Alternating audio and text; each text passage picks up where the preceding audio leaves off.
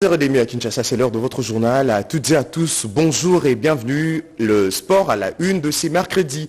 La RDC arrache mathématiquement son ticket qualificatif à la CAN Côte d'Ivoire 2023 après la sanction infligée à la Mauritanie par la CAF. Nous ferons le point dans le corps de ce journal avec Jean Didier Mukendi, journaliste sportif à la RTNC. À suivre également à la une de cette édition. La France juge prioritaire la mise en œuvre de conclusions de Luanda et Nairobi sur la situation sécuritaire dans l'Est de la RDC.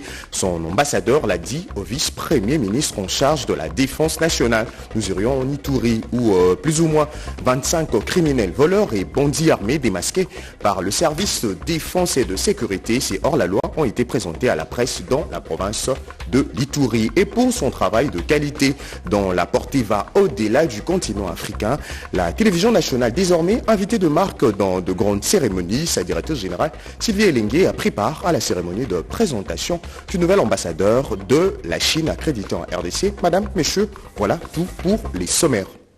C'est par visioconférence que le garant de la nation a pris part le mardi 11 juillet 2023 au sommet extraordinaire de la Troïka de la SADC. Au cours de cette réunion, deux questions liées aux modalités de déploiement de troupes de la SADC dans l'est de la RDC ont été évoquées. Images et commentaires. Les hymnes de la communauté de développement de l'Afrique australe SADC, de l'Union africaine et de la Namibie, interprétés ce mardi 11 juillet 2023 à l'ouverture de la réunion extraordinaire de la Troïka de l'Organe, plus la Troïka de la SADC, les pays contributeurs de troupes à la brigade d'intervention de la force, les pays contributeurs du personnel de la Samine et de la République du Mozambique. Ces assises tenues en virtuel et auxquelles a pris part le président de la République Félix Antoine Tshisekedi Tshilombo, président en exercice de la SADC, à partir de son bureau de la Cité de l'Union africaine, ont tablé sur les déploiements de la force en attente de la SADC dans le soutien de la région en RDC en vue de neutraliser les forces négatives et les groupes armés dans l'Est de la République démocratique du Congo et de rétablir la paix et la sécurité dans cet État membre de la SADC, mais aussi sur la situation sécuritaire en République du Mozambique. C'est le docteur Agé Gengob, président de la Namibie, exercice de l'organe sur la coopération en matière de politique, de défense et de sécurité qui a présidé cette réunion à laquelle ont participé tous les pays membres de l'organisation. Lors de sa prise de parole, le président de la RTC, président en exercice de la SADC, Félix Antoine Tshisekedi Tshilombo, a fait remarquer à ses pairs que l'urgence est démise et le retour de l'ordre de la sécurité s'est fait des plus pressants au vu de la situation humanitaire dans le Nord Kivu. Il a en outre plaidé pour la mise en œuvre effective et urgente de la feuille de route conjointe des processus de Nairobi et de Luanda, ainsi que du programme de désarmement, démobilisation, relèvement communautaire et stabilisation avec l'accompagnement des Nations Unies. S'agissant de la situation sécuritaire au Mozambique, la réunion a noté que les opérations menées par la Samine, force régionale en Mozambique, ont considérablement réduit les capacités de groupes terroristes. Un communiqué final est attendu de ce sommet extraordinaire de la Troïka de la SADC.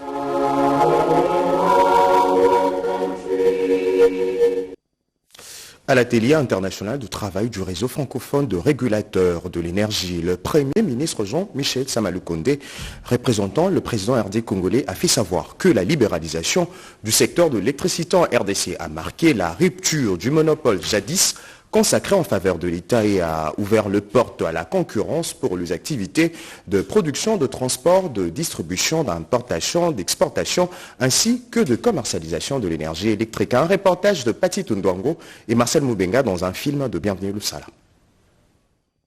Au total, 32 pays membres des Regulari.fr vont prendre part au deuxième atelier international des travail du réseau francophone des régulateurs de l'énergie qui a ouvert ses portes ce mardi en juillet 2023 à Béatrice Hôtel. Représentant les chefs de l'État, Félix-Antoine Tshisekedi Tshilombo, le Premier ministre Jean-Michel Samalukonde Kyenge, qui a donné le go de ces travaux, est revenu sur l'importance de la libéralisation de ces secteurs qui a ouvert les portes à la concurrence dans les activités de transport, production, distribution, commercialisation de l'énergie électrique. Le président de la République, à travers son gouvernement, a rendu opérationnel l'autorité de régulation du secteur de l'électricité, en sigle établissement public créé en 2016 et dont la première de ces 20 missions consiste à la promotion de la compétitivité et de la participation du secteur privé dans les domaines ainsi ouverts à la concurrence. Dès lors, fort de son grand potentiel en la matière, notre pays n'a pas attendu longtemps pour accueillir les premiers investissements. En effet, les statistiques tirées du rapport annuel de l'ARE indiquent que depuis la promulgation de la loi précitée, mieux, depuis l'opérationnalisation de la dite structure, celle-ci a pu enregistrer plus d'une vingtaine d'entreprises. Sandrine Moubengangalula, directrice générale de l'autorité des régulations du secteur de l'électricité, a salué la tenue de ces assises à Kinshasa qui vont permettre de partager les connaissances, les expériences et les bonnes pratiques des régulations du secteur énergétique. Je ne pourrais commencer ce bref mot sans un constat. Le secteur de l'électricité est en pleine croissance. Sous votre impulsion, Excellence Monsieur le Président de la République, la libéralisation du secteur de l'électricité est devenue réalité. D'autres avancées significatives ont été observées depuis l'opérationnalisation de l'ARE. La clientèle nationale dans le marché de l'électricité en basse tension s'est accrue de 5,46% par rapport à l'année 2021. La RDC a produit en fin d'année 2022 15 287 gigawattheures d'énergie électrique contre 12 460 gigawattheures en 2020. Soit une croissance de 22,6%. Cette croissance de la production électrique est encourageante et j'espère la voir augmenter davantage avec la promotion des mini-réseaux. Le ministre des Ressources hydrauliques a relevé le faible taux de desserte en électricité, situation qui ne peut s'améliorer que par des dispositifs techniques tels que les schémas directeurs d'électrification de l'ensemble du territoire actuellement en cours de finalisation par le gouvernement.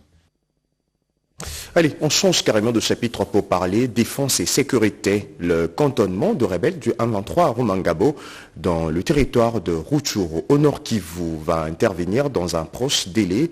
Antipas Boussa-Niamoussi, ministre du Temps en charge de l'intégration régionale, on a discuté à Goma avec le général Constant Ndima, gouverneur militaire du nord Kivu. Sylvie Moemba.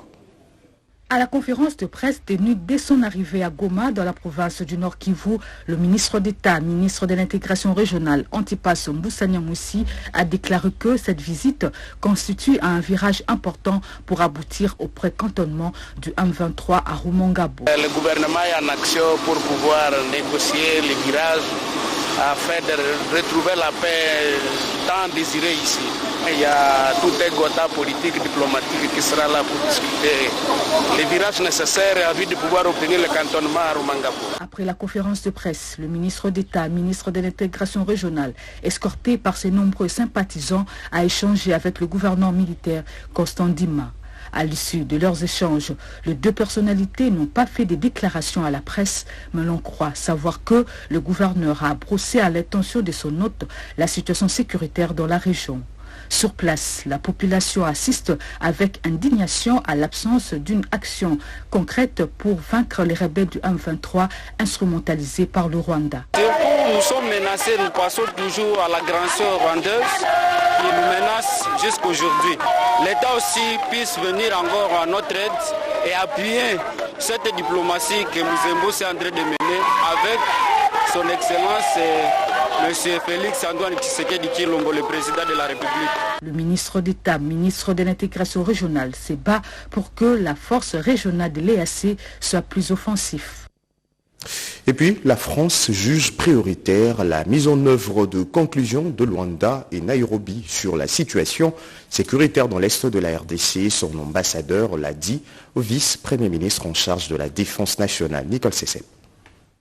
La France salue la forte mobilisation diplomatique au niveau régional au cours des dernières semaines pour le retour de la paix dans la partie est de la République démocratique du Congo. Et la feuille de route de Luanda constitue le fil directeur de toute action susceptible au rétablissement d'une paix durable dans l'est de la République démocratique du Congo, victime d'agressions à répétition. C'est la réaction de l'ambassadeur de France, Bruno Aubert, au sortir de son entretien avec le vice-premier ministre, ministre de la Défense nationale et des anciens combattants Jean-Pierre Bemba Gombo. Nous avons parlé de nos coopérations militaires et de défense puisque la France est aux côtés de la RDC pour tout ce qui concerne l'exercice de sa souveraineté et lui donner toujours plus les capacités d'exercer sa souveraineté. Donc nous avons évoqué ces sujets. Nous avons une coopération militaire et de défense qui est importante et qui va certainement se développer dans de nouveaux domaines. Et puis également nous avons évoqué l'ensemble de la situation, notamment à l'Est bien évidemment. Et donc nous avons procédé à des échanges de vues qui sont toujours tout à fait utiles et constructif. Notre lecture est qu'il y a une priorité absolue à la mise en œuvre de ce qui a été décidé à Luanda et à Nairobi.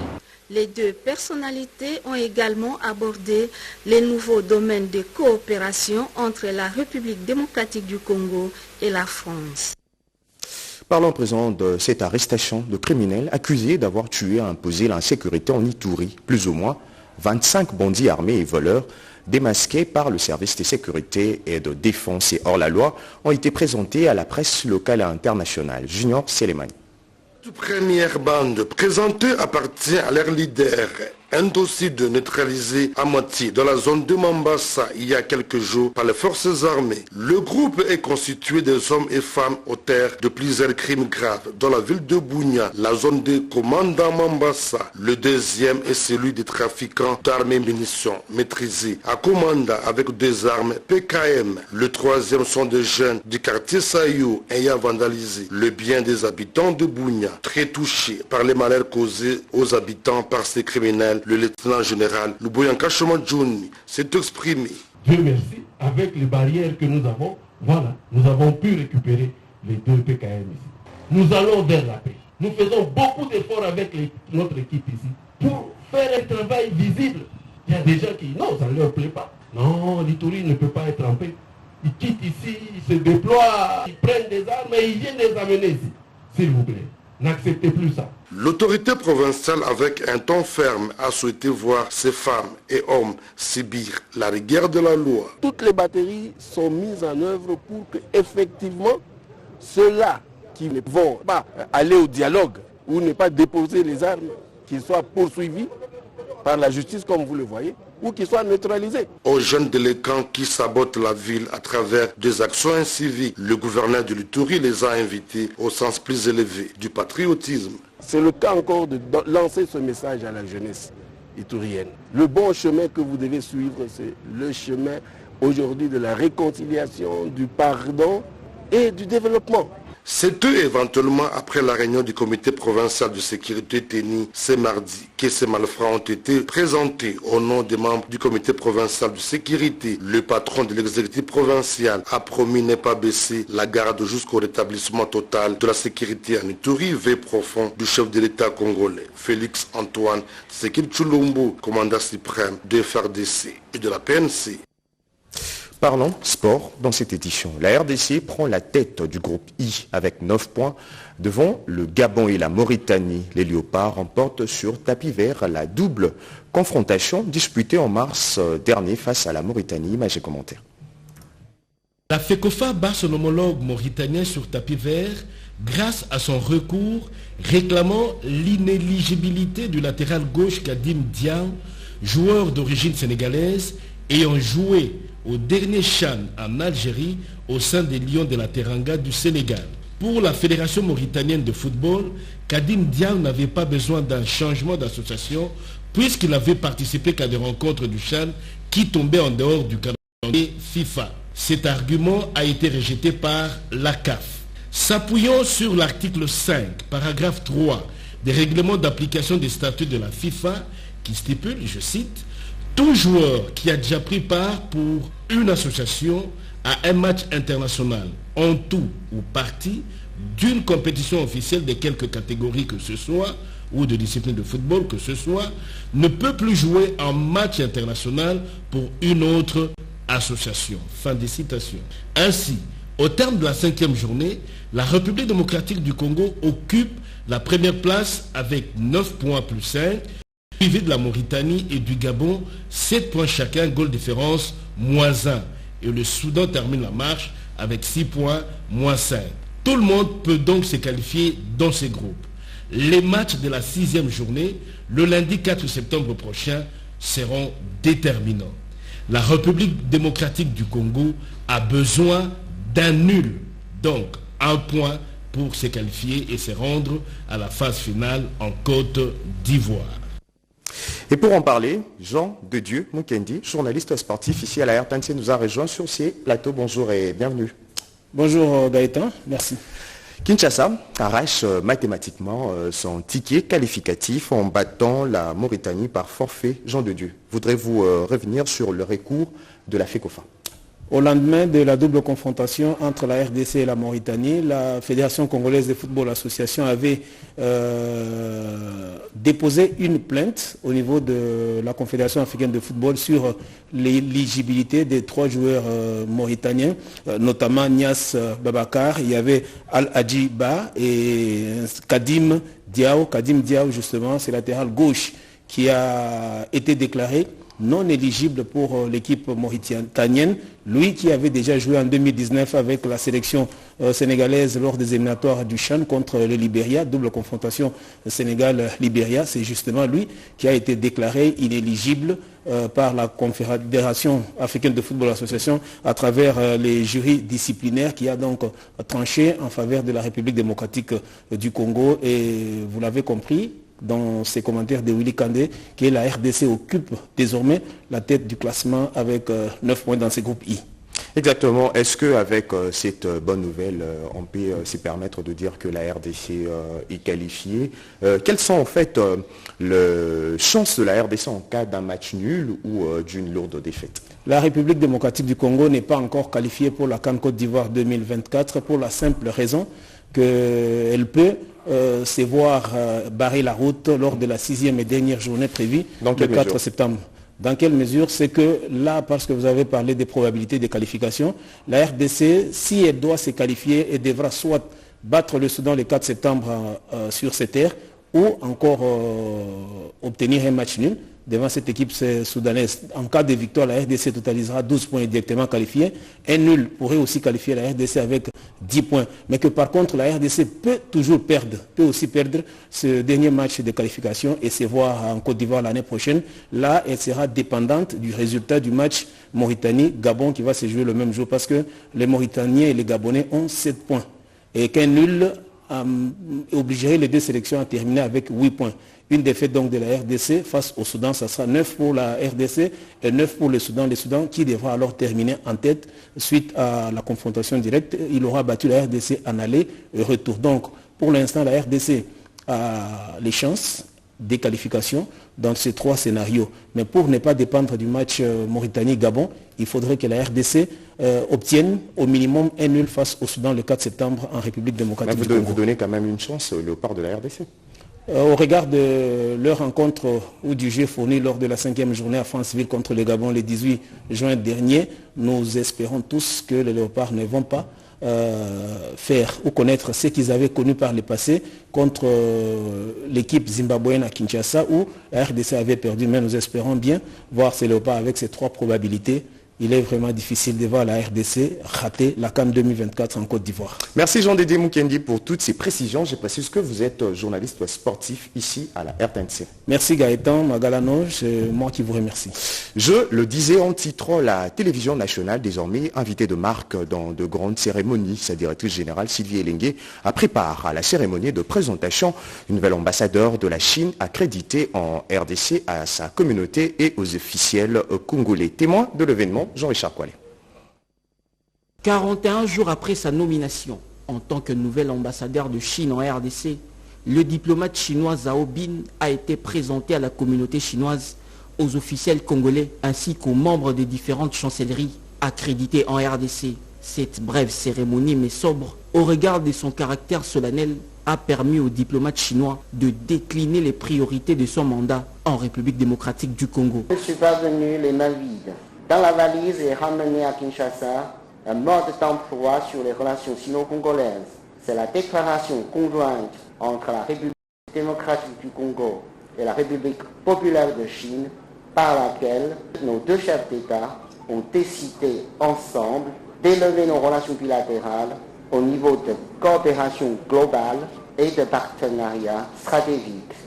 Cela a non seulement ouvert un nouveau chapitre historique et de nouvelles perspectives pour les relations sino-congolaises, mais aussi m'a donné les grandes orientations et les références fondamentales de ma mission en République démocratique du Congo. Partenaire privilégié de China Media Group, auquel appartient la chaîne nationale chinoise CGTN, la radio-télévision nationale congolaise a été représentée au sommet à cette cérémonie officielle par son directeur général, Madame Sylvie Elenge Niembo, qui s'est fait accompagner du directeur des Infos TV, Joseph Oscar Mbalkaïj. Les Chinois ont su joindre l'utile à l'agréable sous l'agrémentation d'un orchestre symphonique de la place.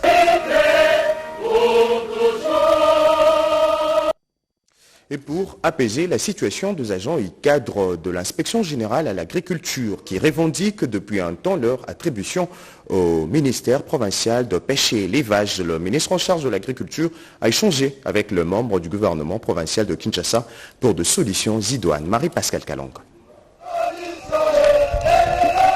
Les agents de l'inspection générale à l'agriculture ont manifesté le lundi dans la matinée à leur ministère de tutelle. Ils protestent contre l'attribution par le gouverneur de la ville-province Kinshasa de leur attribution au ministère provincial de la pêche et élevage, piétinant ainsi l'ordonnance présidentielle qui fixe les attributions entre les deux ministères. Dans cette ordonnance, il est dit que le végétal appartient à l'agriculture et l'animal et halieutique c'est pour pêche et élevage. Foufou, l'huile de palme, l'arachide, le café, tout ça, c'est le vétérinaire qui doit aller faire l'expertise. Selon le gouverneur de la ville de Kinshasa, pas l'agronome. Il faut écarter l'agronome, mettre le vétérinaire. Et nous disons non. Très attentif, le ministre de l'Agriculture, Maître José Mpanda Kabangu, leur a promis de régler cette affaire avec le gouverneur de la ville-province Kinshasa.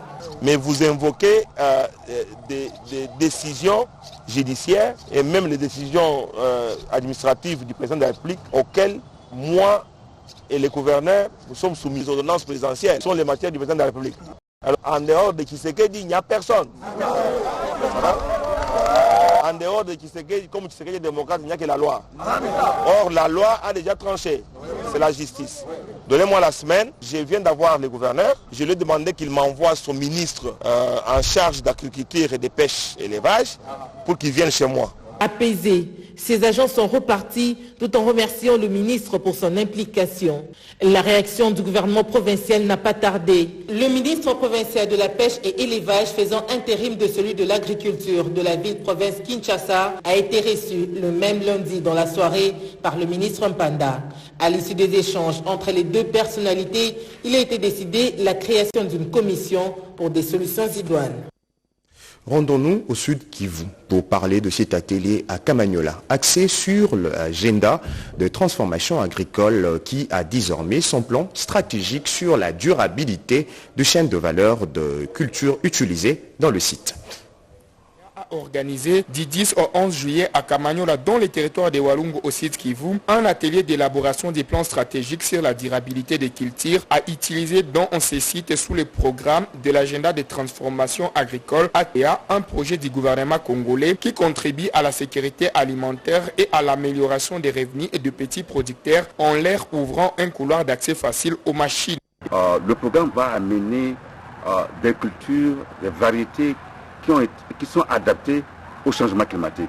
C'est ainsi que ces variétés vont pouvoir produire malgré les aléas du climat. L'atelier vise à définir les stratégies pour inclure les producteurs afin de former un cluster qui pourra compétir sur le marché, à en croire l'ingénieur Sami Bachiga, le chef de bureau de l'ITA. Nous voulons faire en sorte que l'agriculture soit transformée à tous les niveaux.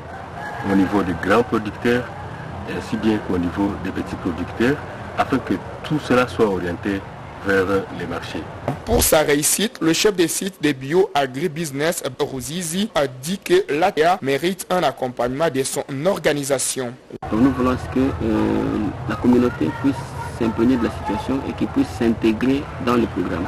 Donc nous on est là pour les accompagner bien sûr, du côté mécanisation agricole et les autres, mais c'est leur programme à eux parce que si on tient compte de ce que veut le chef de l'État, où il veut que chacun soit autonome. Donc ils doivent prendre ces programmes comme leur propre programme. La salle des réunions de l'hôtel à Kamanyola a servi de cadre cette rencontre des participants venus de Kinshasa, à Chopo, Mbujimai, Lubumbashi, Bukavu, Uvira et Plan de la Ruzizi.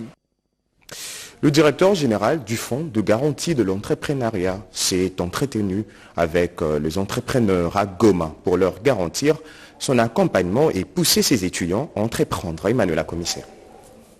Un véritable rendez-vous de partage d'expériences pour donner l'élan aux étudiants de l'université de Goma dans le domaine de l'entrepreneuriat. Face à ces élites de demain, à l'occasion de 30 ans d'existence de leur établissement, le directeur général du Fonds des garanties de l'entrepreneuriat au Congo, FOGEC, a tout d'abord résumé la mission de son établissement avant de donner les pistes à suivre pour bénéficier d'un financement. On est venu avec le ministre des tutelles et les autres agences ou les autres structures de notre écosystème entrepreneurial pour venir sensibiliser, informer, former et donner la bonne information sur les structures qui sont mises en place par le gouvernement sous le leadership du chef de l'État pour pouvoir accompagner les entrepreneurs congolais, aider à l'émergence de l'entrepreneuriat dans notre pays. Bien avant de regagner Kinshasa, le DG du FOGEC a fait escale dans la ville de Bukavu où il a été impressionné par le dynamisme entrepreneurial de cette population. Le FOGEC est la réponse à la question des financements au sein de l'écosystème entrepreneurial. Nous sommes là pour les aider à accéder au financement. Aujourd'hui, il y a déjà des entrepreneurs dans 4 provinces de la RDC qui ont reçu des financements de FOGEC pour plus de 600 000 $. D'ici la fin de cette année, on aura plus de 2 millions de financement aux entrepreneurs congolais. Aux côtés d'autres directeurs généraux, dans la suite du ministre de l'entrepreneuriat, petites et moyennes entreprises, Désiré Nzinga, le DG du FOGEC, Laurent Munzemba, a participé à la première cohorte des financements qui bénéficiera de l'accompagnement des entrepreneurs des 17 provinces de la RDC. Tout à fait. Autre chose, la délégation syndicale du bureau technique de contrôle a un nouveau président. La cérémonie de son installation a eu lieu le mardi 11 juillet 2023 à Kinshasa. Un reportage signé Cédric Kenina. Convivialité, fraternité, c'est dans cette ambiance que s'est déroulée la cérémonie d'installation officielle de la délégation syndicale du bureau technique de contrôle BTC. Tout a commencé par le mot du chef du personnel du BTC, Ozingeizo, qui a présenté d'une manière succincte les membres de la nouvelle délégation syndicale issue de 3 structures, à savoir CSC, Solidaire et UNTC, avant leur installation par les représentants de l'inspecteur du travail, Ivan Mihala, qui a prodigué des sages conseils à l'équipe élue. Vient ensuite le mot du président de la délégation syndicale lui-même, Moueri Zialiroa, avant celui du directeur technique de BTC, représentant le directeur général Aimé Mavar Taïei. Ce dernier a insisté sur une bonne collaboration entre le banc syndical et l'employeur, avant de souhaiter un fructueux mandat aux membres de la délégation syndicale du BTC. Nous sommes là pour accompagner justement le banc employeur à faire avancer les choses, tant du point de vue du bureau technique de contrôle et également du point de vue des travailleurs qui sont membres de ces services publics. Le bureau technique de contrôle est un service public sous tutelle du ministère des Infrastructures, Travaux publics et Réhabilitation ayant pour mission le contrôle technique et financier dans les travaux en cours d'exécution ainsi que la contre-expertise obligatoire des études et travaux du génie civil. Et puis, ce titre avant de nous quitter, la ville de Bandundu est dotée d'un hôpital moderne au grand bonheur de la population. L'hôpital Sebeko Malebo a de nouvelles infrastructures construites sur fonds propres du gouvernement provincial du Kwilu. Ces bâtiments modernes viennent résoudre les problèmes de manque criant de cadres et plateaux techniques sanitaires de qualité pour bien assurer une bonne prise en charge des malades. Le vice-gouverneur du Kwilu, Félicien Kiwai, a au nom du titulaire Willy Itundala Assang procédé à la coupure du ruban pour la mise en service au grand bonheur de la population de cette contrée. Félicien Kiwai a invité les utilisateurs à en faire bon usage.